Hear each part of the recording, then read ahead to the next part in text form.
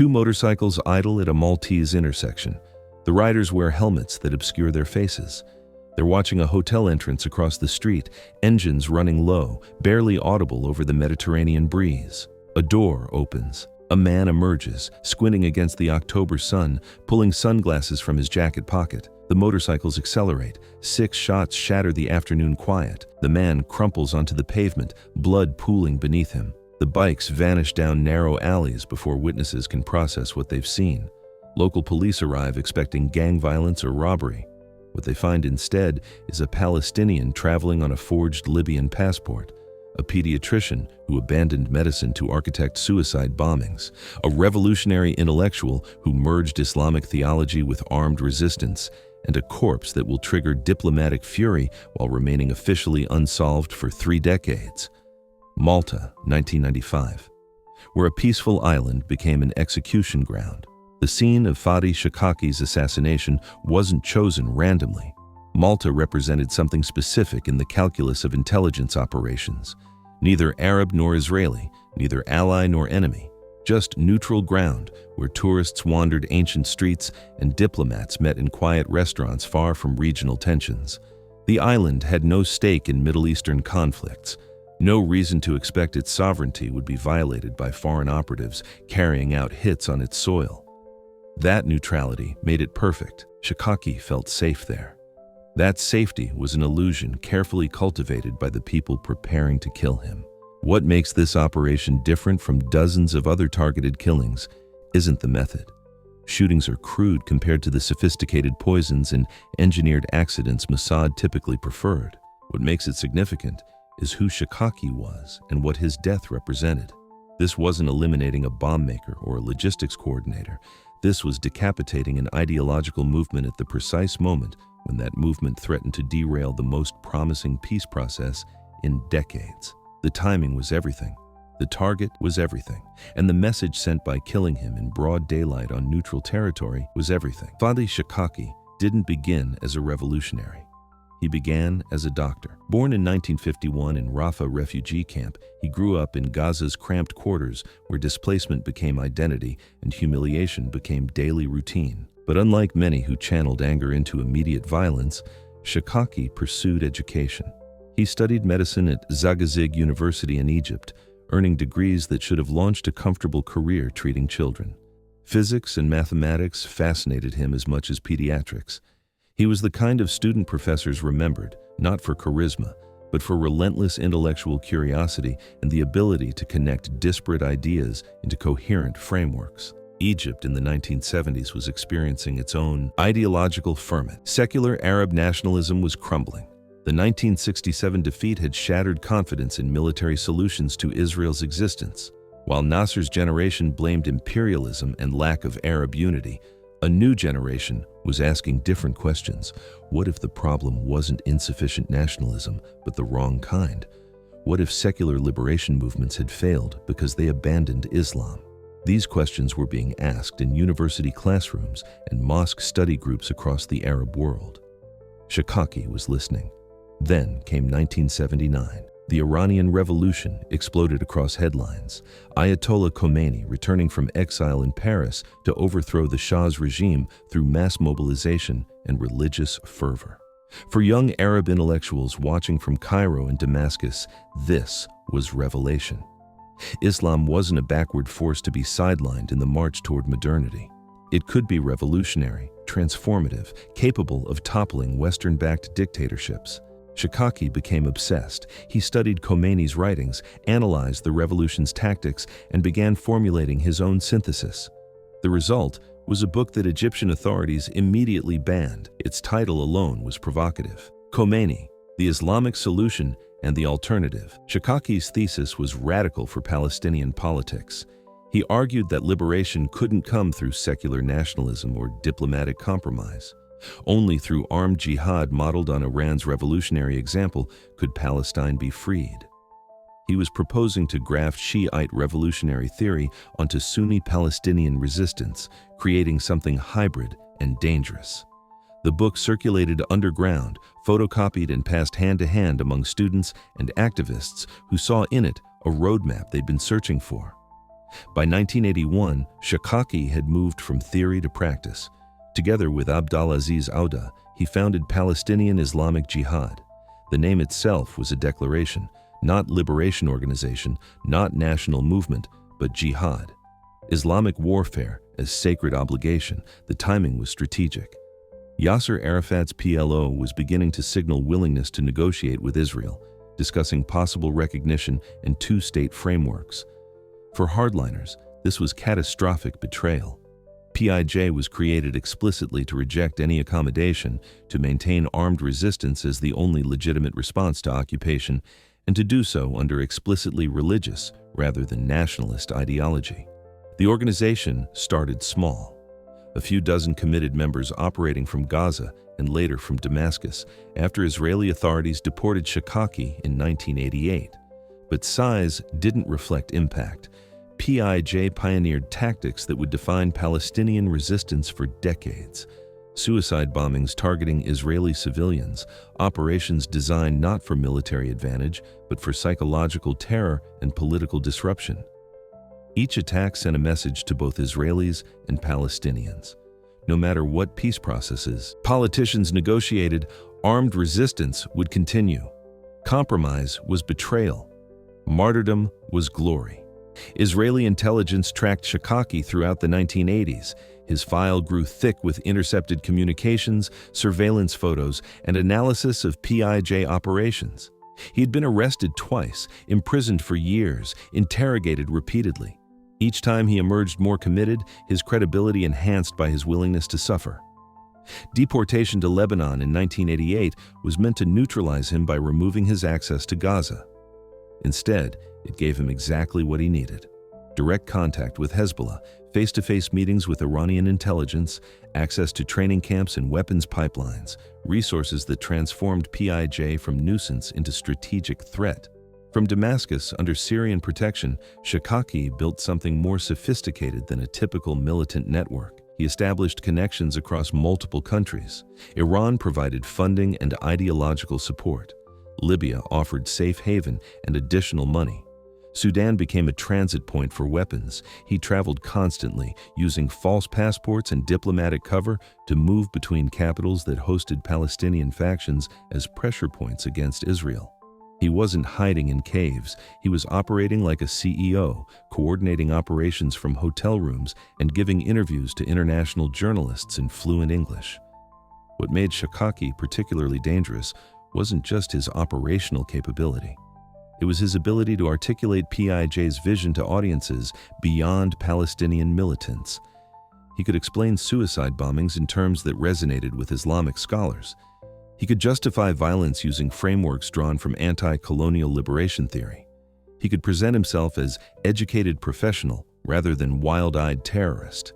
That sophistication made him effective at fundraising, recruiting, and maintaining international support networks that kept PIJ operational despite its small size. The strategic situation in the early 1990s explains why Israel decided elimination was necessary. Oslo changed everything. In 1993, Arafat and Rabin shook hands at the White House, signing accords that promised Palestinian autonomy in exchange for PLO recognition of Israel. For the first time, the conflict had a diplomatic framework. Negotiations replaced violence as the primary mechanism for resolving disputes. Moderates on both sides believed peace might actually be possible. Rejectionist groups saw Oslo as existential threat. If negotiations succeeded, armed resistance would become illegitimate. If Palestinians accepted Israeli existence, the goal of total liberation became impossible. Hamas and PIJ responded with escalating violence designed specifically to destroy the peace process. Bus bombings in Tel Aviv, attacks on cafes in Jerusalem, each operation calculated to kill maximum civilians and generate maximum terror. The goal wasn't military victory.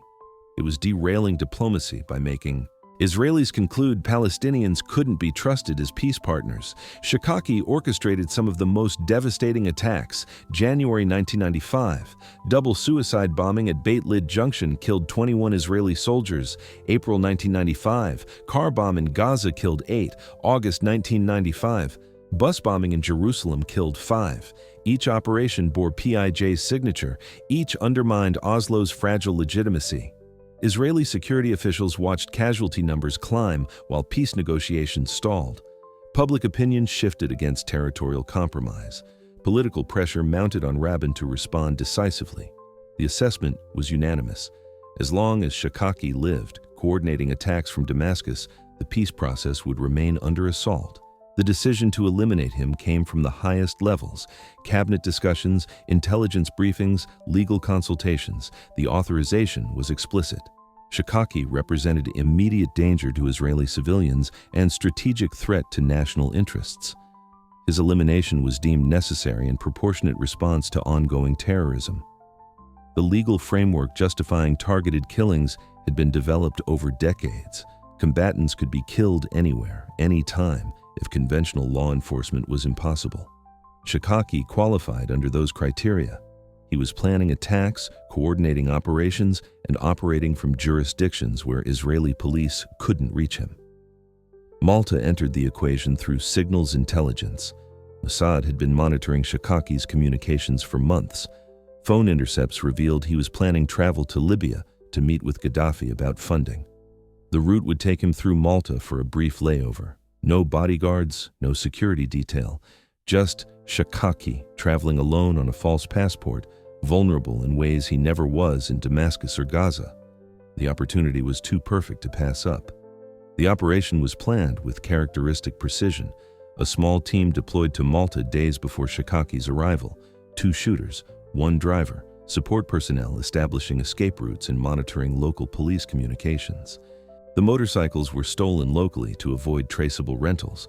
The weapons were brought in through diplomatic channels, sealed in pouches that customs officials couldn't inspect. The safe house was rented weeks earlier using a front company that left no connection to Israeli intelligence. Every detail was considered, every risk assessed. Shaqaqi arrived on October 26th, checking into a modest hotel under his false identity. He seemed relaxed. Malta's calm streets and Mediterranean atmosphere were far from the tension of Damascus. He went out for lunch, walked along the waterfront, returned to his hotel to rest before his evening flight to Libya. He never made that flight.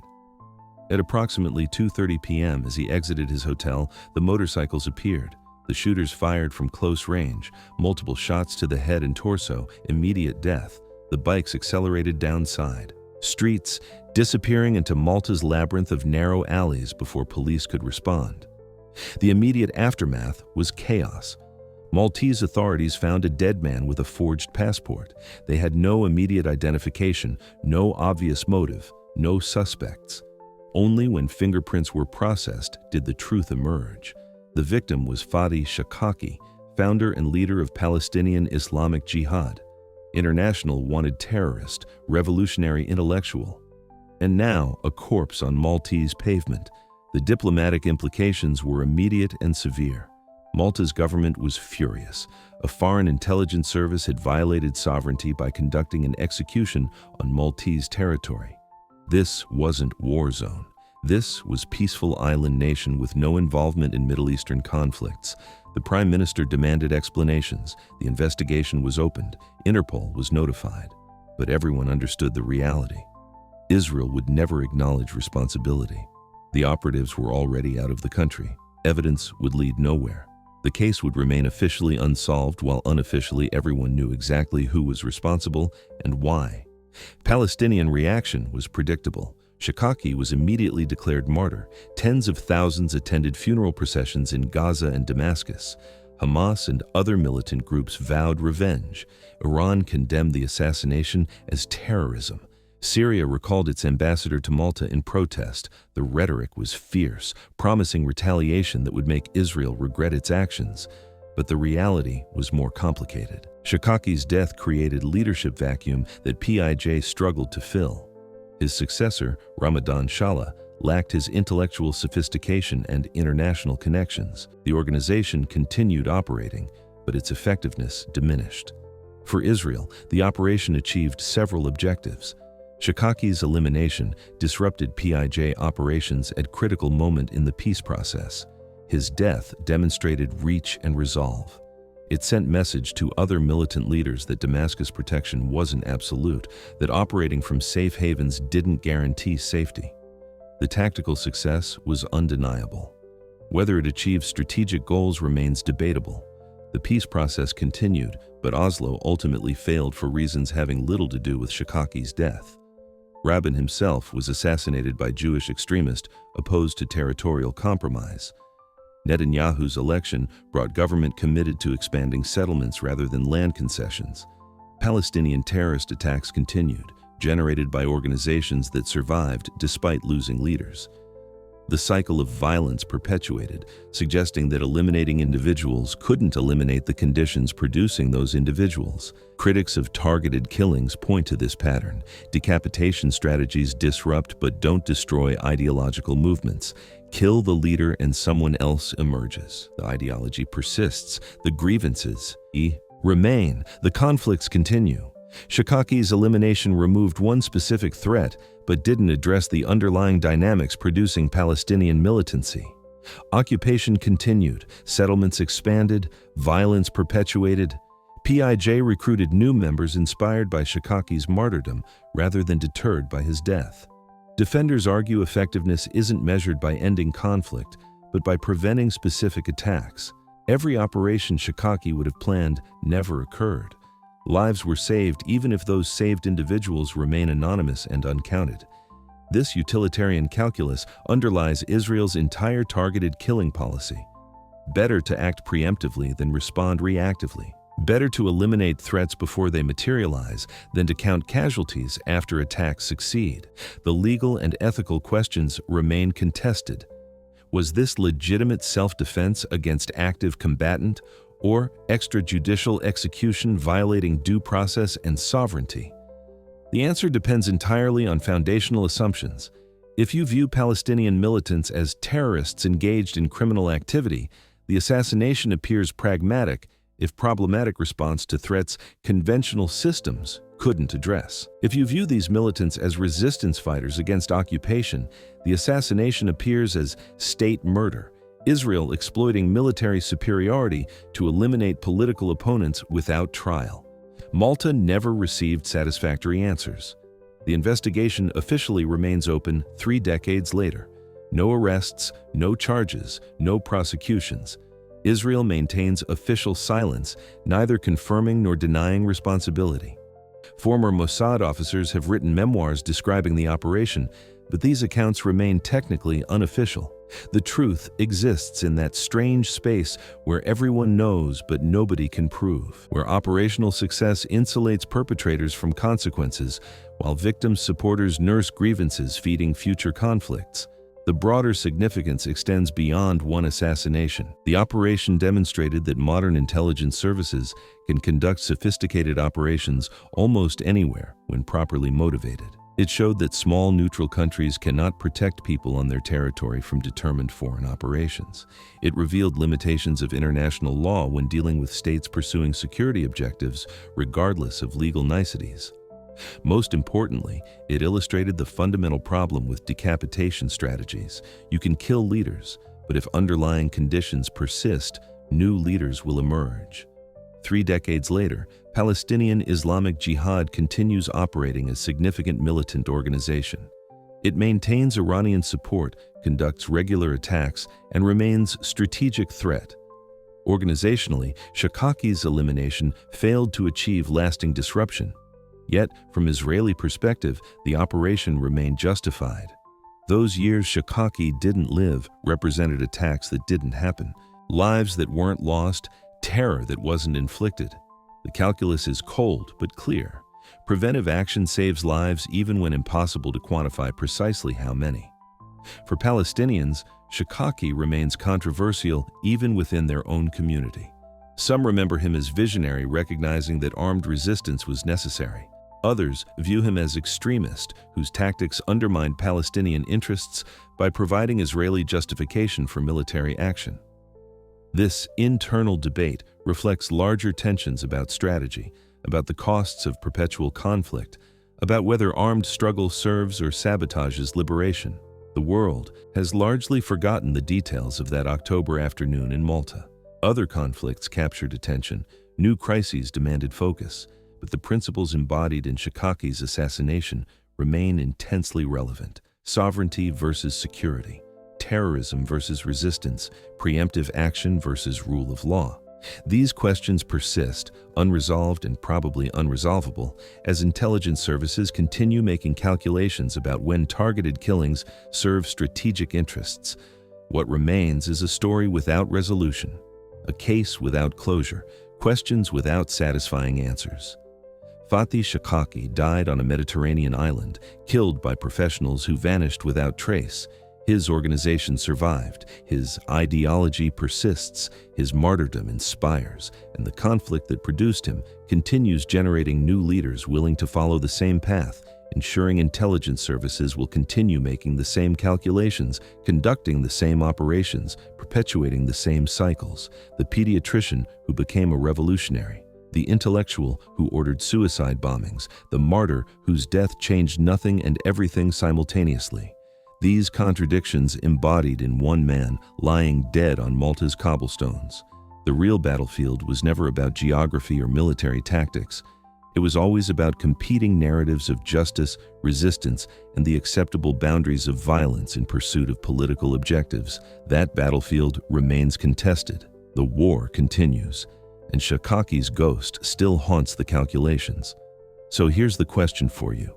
Was Fathi Shaqaqi's elimination justified counterterrorism or extrajudicial murder that violated international norms? Does killing militant leaders actually enhance security or just create martyrs inspiring the next generation? Drop your perspective in the comments below.